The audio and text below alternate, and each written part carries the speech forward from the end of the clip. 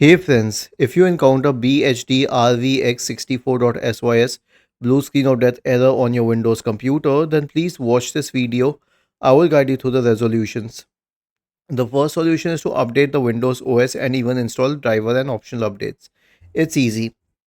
Right click on the start button, select settings from the menu, go to the Windows Update tab on the list on the left hand side. In the right pane, select Advanced Options, click on Optional Updates, install all the optional updates available, return to the Windows Update page, click on Check for Updates, and make sure that all the updates are installed. And once they are installed, restart your computer. The next is to perform an SFC scan. Search for command prompt in the Windows search bar and click on Run as Administrator. Type the command sfc space / scan now and hit enter to invoke the SFC scan. The next solution is to troubleshoot in the clean boot state. Search for system configuration in the Windows search bar and open system configuration. Go to the services tab. Check the box associated with Hide All Microsoft Services. If any of the services check, click on disable all, apply, OK, and then restart your computer. Then scan your system for antivirus. Search for Windows Security in the Windows search bar and open Windows Security. And it won't work on my system, but here's one more thing that I have.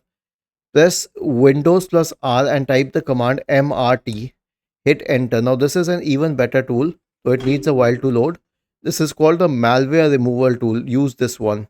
Click on next, select full scan, click on next, and let it scan your system completely. Then you can uninstall Norton antivirus. Don't update it, just uninstall it. Okay. Uninstall Norton antivirus.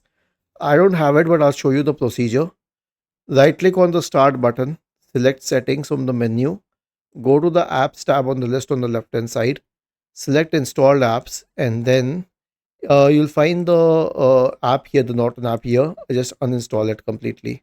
I'm sure you're going to install a different app because I don't have Norton, but you have to remove Norton. And finally, system restore. Search for recovery in the Windows search bar and click on recovery. Select open system restore. Choose a different restore point. Next.